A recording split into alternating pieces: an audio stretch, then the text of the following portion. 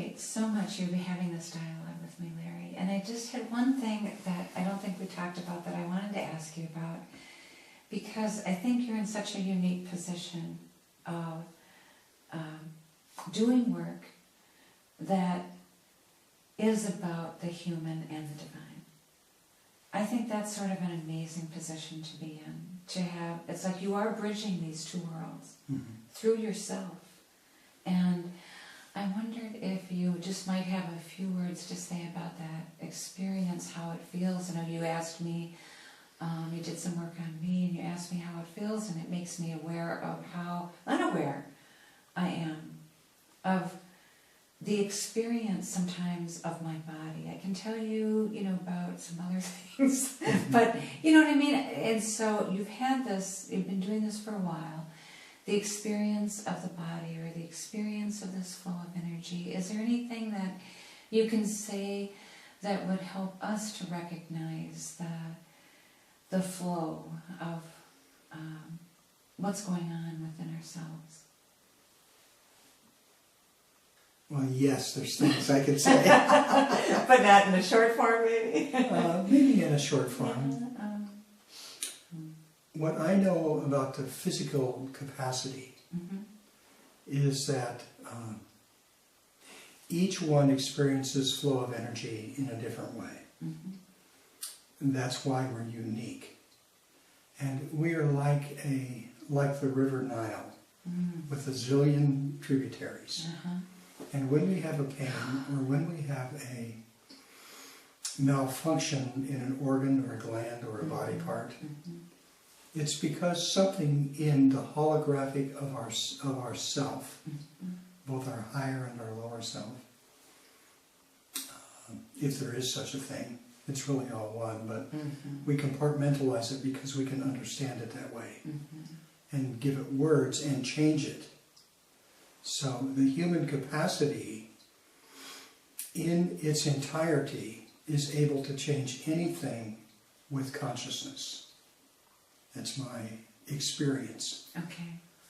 And the body is one of the ways in which we can become aware of what it is that was created by us and transform or eliminate or transmute that which is blocking whatever it is that's going on. So let's say you have a malfunction of the liver. Well, the body will tell you through its pain that you have a malfunction. And the solution of most of society has been, well, let's cut that body part out. What I know about that in the 20 to 30 years of stuff that I've been doing is that, no, let's listen to the body and find out what the actual cause is. Not what we know the symptom. But if we can get to the cause, then the symptom will go away. And it's not the healer, or the one who's the so-called healer. They just facilitate the consciousness of the being that is in you, to let them know what it is that triggered the symptom. And once that trigger is known, or once that cause is known, then the symptom takes care of itself. And that's really a phrase repeated through A Course in Miracles and A Course of Love, as cause and effect are one, isn't it? So it's sort of that. Yeah. And I think there's nothing that the elevated self doesn't know. It's like Jesus knew that the bodies that he worked on, like Lazarus, for example, he knew that death was unreal.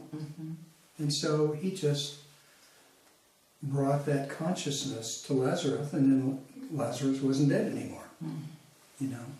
He knew that if someone touched him believing that he could be healed, that they would be. He knew that because he knew that the Father, that the Divine, that the source of all life, would do it if he asked him to. Yes. And it wasn't a belief. Yeah. It wasn't faith. It was knowing. It was knowing. Yes. And so when we know, Mm-hmm. when we know absolutely, that what we do, Mm-hmm. our word is a creative act. Mm-hmm. What we speak makes a huge difference. It matters because it creates. And that's my experience of what everybody could know, that their thought about somebody else changes somebody else. Mm-hmm. Their thought about themselves. It's like when you look at somebody else and you make a judgment of some kind, Mm-hmm. or an accusation, or a distrust, whatever the thing might be, Mm-hmm. your cells inside of you think you're talking about them. Mm-hmm. And when you say, I love you to someone else, or when you say, I really appreciate you, Mm-hmm. thank you so much. That's why Ho'oponopono is so neat. I'm sorry, please forgive me, I love you. Thank you, thank you, thank you. When you really say that from your heart, then your cells go, oh, yay. Because they think you're talking about them. Yeah, wow. And that's what healing's about, is loving yourself. And if you love yourself, then you love everything. That's it. That's it. That's a good ending spot. Unless you want to chant that wonderful saying you just told us. I hear you're a good chanter. Oh, what's it? Oh, Mami Padme Hum, you mean? Mm-hmm. Is that a chant, or is it just something new? I think that is a chant. But my voice is not very low. What I would say is a chant that I just wrote a few days ago. And it's one of those things that was given. Okay. It's a thing that entered me. Yes. I get emotional sometimes when Yes, I love talk about these emotion. things. I Because they're always so get meaningful, It's tears so, in my eyes with the truth. it's so much the truth, Yes. Yes. So the chant that I would, the words that came to me was, in the silence of your heart, I'm calling you. Mm. In the quiet of your mind, come home to me. Mm. Say it again. In the silence of your heart, I'm calling you. In the silence of your heart, I'm calling you. I am calling you. In the quiet of your mind, come home to me. In the quiet of your mind, Come home to me. Thank you. What else is there?